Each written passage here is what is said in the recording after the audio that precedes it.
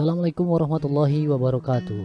Aturan wilujeng tepangdang udai dulur-dulur anu di lembur, baraya-baraya anu di desa oge anu di kota. Dina waktos ayeuna ditatang channel bade nyarios dongeng sasakala Sunda deui. Mugi-mugi acara dongeng ieu tiasa nyugemakeun etang-etang hiburan pangbrahmana. Pamiarsa anu acan wae subscribe sareng loncengna mangga ditole bae. Sareng anu bade komen atawa ngabagikeun dongeng ieu mangga. Mugi-mugi para mitra jadi seueur deui anu uninga sehingga budaya Sunda samakin jaya. Ditatang channel ngahaturkeun milujeng ngadangukeun mugi katampi sareng kabingahan ieu carios judulnya eta Sasakala Arca Domas. Di Gunung Cibodas Kabupaten Bogor aya arca batu pirang-pirang lobana disebutna Arca Domas.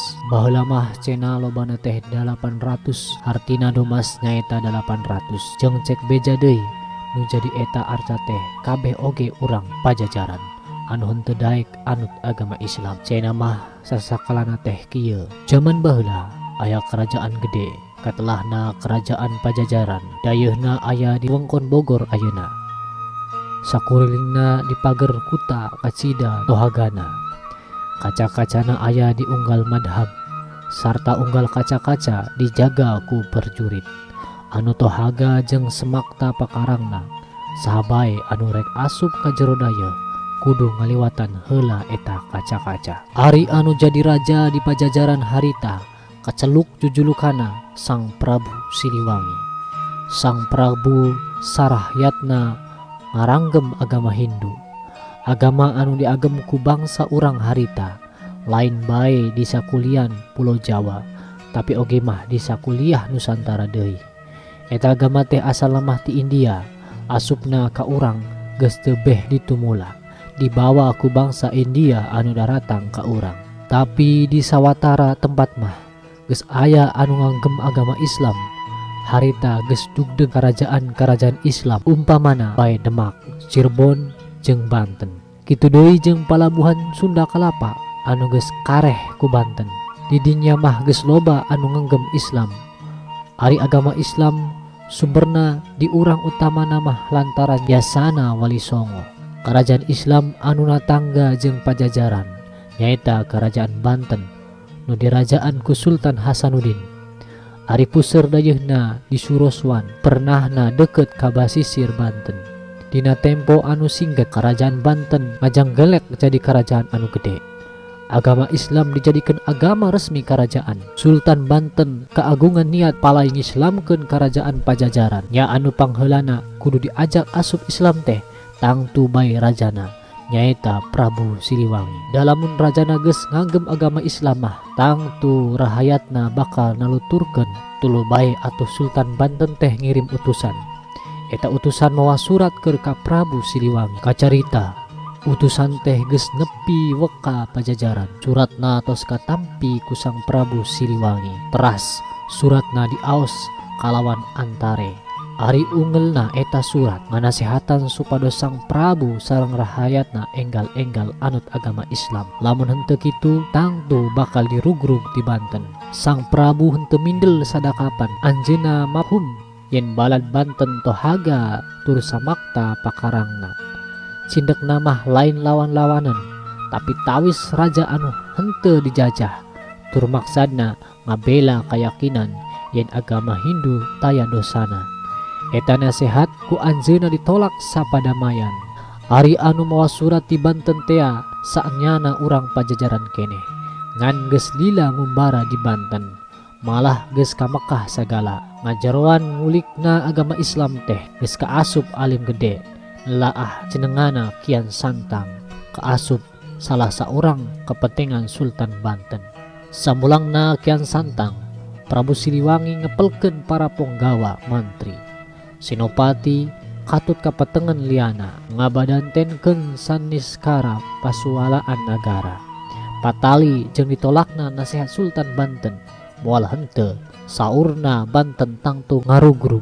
Najan waktuna tacan pasti, tapi sawadina kudu iatna ti ayeuna. Sang Prabu nimbalan senopati pangluhurna anu jenengna Norogol supaya nohagaan benteng pertahanan. Sawatara kapala perang geus diparentah kudu ngajaga liliwatan di pegunungan supaya musuh ulah bisa norobos kadaya Pajajaran. Harita keneh perintah Sang Prabu dilaksanakan, Pajajaran sayaga nadah penarajangan musuh. Kacaritakeun Wirakarta nyaeta hiji kepala perang nonoman ngaraos hemeng lantaran bunuh jadi senopati henteu diparentah nanaon. Anjeunna aya sangkaan yen anu mata kitu teh lantaran anjeunna saderek Kian Santang anu geus menang jujuluk macan Nusa Jawa. Tina gede wawanena kasartaan ku gagah perkosana, Wirakarta banget penasaran tur ngaraos kawajiban ngabela lemah cai. Anjeunna enggal mendekan ka Sang Prabu nyuhunkeun dipaparing damel ka perjuritan. Di henteu-henteu oge anjeunna rahayat Pajajaran sanajan jeung Kian Santang katalian babarayaan, hate leutikna mah manteng kalemaan caina. Sang Prabu badanten jeung Senopati Norogol serta enggal Wirakarta kenging parentah kedah ngajaga kaca-kaca belah kulon. Tapi waktuna ngamimitian ngajaga, saur Norogol, kudu nunggu parentah deui. Wirakarta mungkur di payunan Sang Prabu. Paromana alum ngemung kabingung, sumping kabumina. Wirakarta teu seneng manah nepi ka teu barang uang barang leueut. Hatena marudah guli gahasahan dipaksakeun kulem teu tiasa peureum. Tengah peuting anjeunna tafakur neneda agungan ka para dewa. Sangkan Sang Prabu ulah percaya saenggeus menang 7 peuting parentah nu dianti-anti henteu ngabukti. Wirakarta leungit kasabaranana.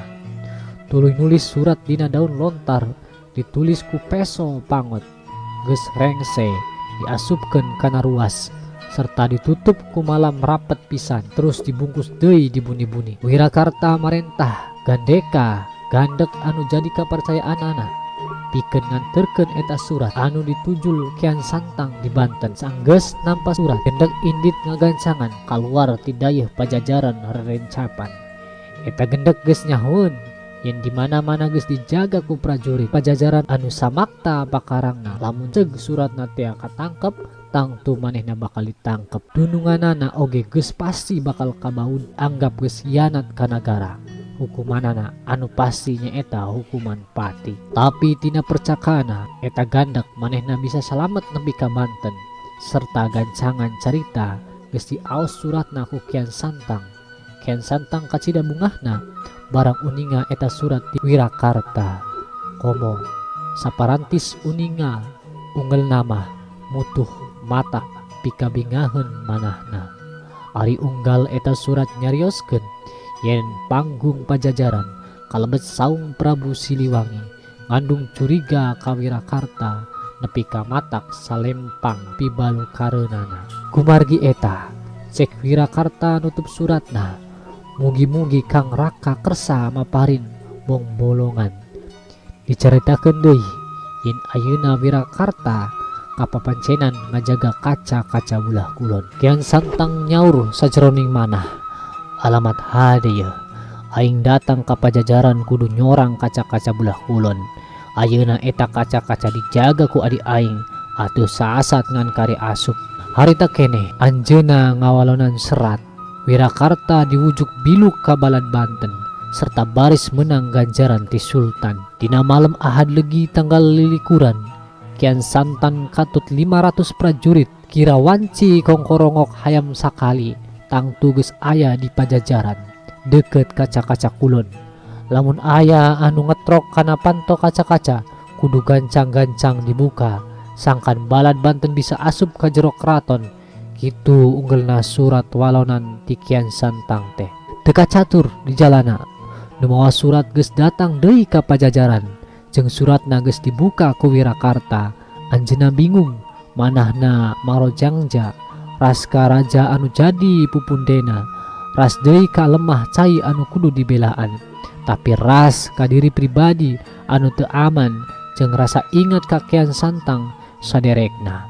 Wirakarta henteu gancang nyeun putusan. Kacarita tengah peuting nu kaungel dina surat Wirakarta aya di tukangeun panto kaca-kaca, wanci kongkorongok hayam sakali aya nu ngetrokan panto kaca-kaca.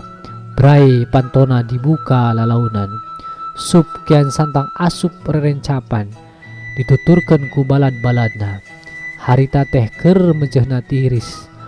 Lolobana prajurit sararet tibra ngan saeutik anu kagiliran nyaring ngajaga mundar mandir anu matak balad Banten bisa leluasa asup ka jero dayeuh Pajajaran teu hese ngala bongohna anu kerjaga. Barang musuh geus arasup nu sare buru-buru digeingkeun tapi lapur memeh nyarakel pakarang balad Banten geus nyarampak di dinya. Terus bae disabetan ku balad Banten loba anu amot sapisan sapada harita anu salamet buru-buru lompat lamporan kana Senopati Norogol.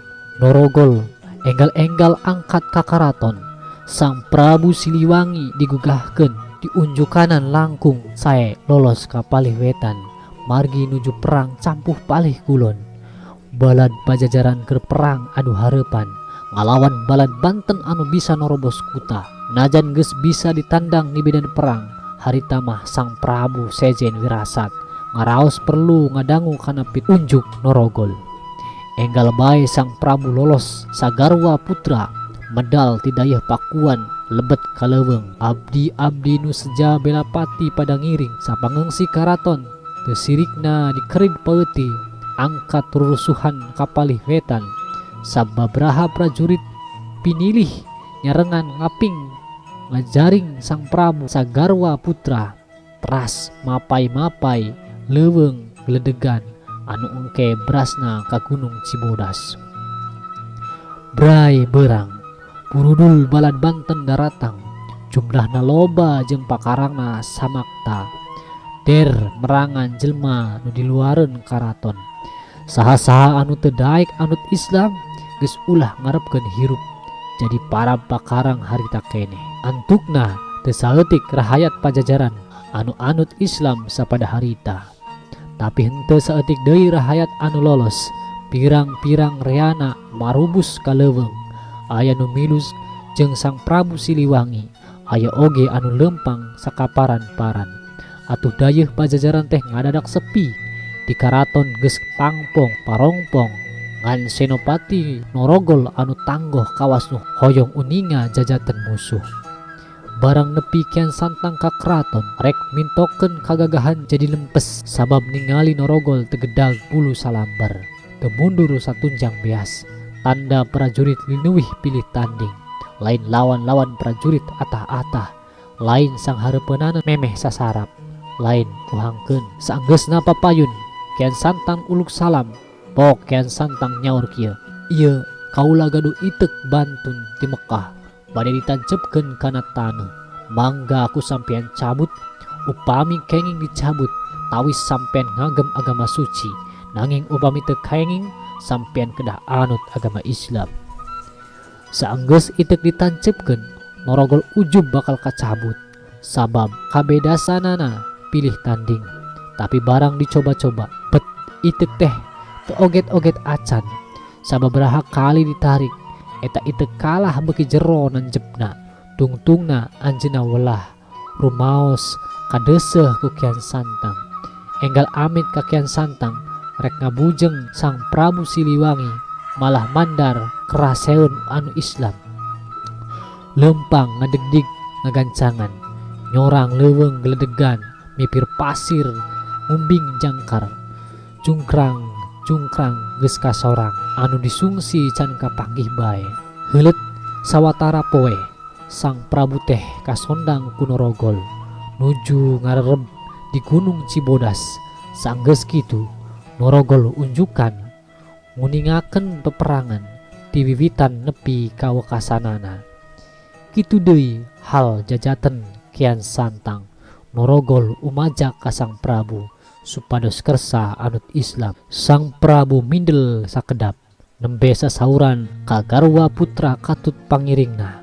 Kami nyaho yen di dunia tak aya nu langgeng berga kersa nu murba wisesa ayeuna agama Islam kudu nganjung.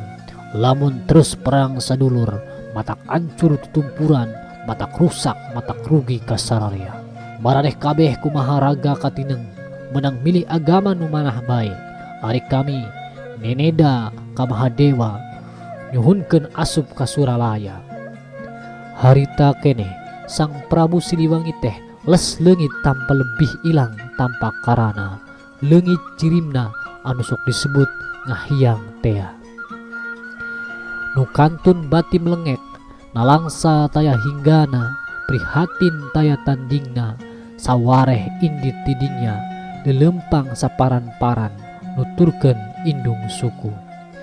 Sawareh cicing didinya ngarep-ngarep sugan panutan sumping deui, tapi kawas geus kersa maha kawasa anu ninggalkeun maneh di Gunung Cibodas salain jinis kabeh jadi arca batu serta nepi ka ayeuna disebut arca domas.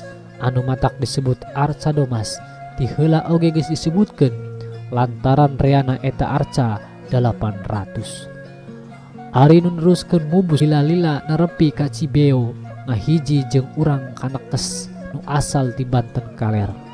Waktu rajana nu katelah pucuk umum kadeseh ku urang Islam, urang kanekes teh sok disebut urang Baduy, padahal maranehna mah leuwih resepeun lamun disebut urang kanekes bae. Saenggeus urang pajajaran anut Islam, Kian Santang terus ngislamkeun jelma-jelma lempang mapai-mapai pagunungan, terus nepi ka basisir kidul ngajarkeun Islam di sawatara tempat. Lamun geus dianggap rengse eta tempat ditinggalkeun nyangan deui tempat anyar anu jelma-jelma can ngagem Islam. Deket Teluk Cilaut Eureun di basisir kidul pamengpek aya batu urut calik Kian Santang waktu anjeunna jumeneng raja di Suncang jujuluk Sang Prabu Gagak Lumayung. Ari pasareanana ayana di Kampung Godog tepati jauh ti kota Garut, sok loba anu jarah utamana bulan Mulud. Hatur nuhun para wargi sadayana, hampunten bilih kurang merenah dina ngaoskeun naskah dongengna dina merankeun masing-masing karakterna. Atuh pantau terus di Tetang Channel mite ketinggalan dongeng-dongeng anu sejena. Sim abdi wasiat ka diri pribadi atuh umumna kabararea. Hayu urang semangatkeun kembali diajar sagala hal tentang kasundaan. Atuh mudah-mudahan kukitu carana jati diri Sunda henteu leungit lain cuma di diri urang pribadi tapi juga di anak incu urang. Ari zaman baheula mah para pemuda ngikrarkeun hiji dina sumpah pemudana ku jalan eta maka bangsa Indonesia bisa lepas tina belenggu penjajahan. Nah di zaman modern ayeuna budaya-budaya luar teu bisa dibendung deui asupna ka ieu nagara. Ku sabab kitu ulah sampe budaya luhur Nusantara dijajah, mangga urang sami-sami berjuang nami setiap generasi Indonesia tetap memiliki jiwa luhur di para leluhur Nusantara. Wassalamualaikum warahmatullahi wabarakatuh. Sampurasun.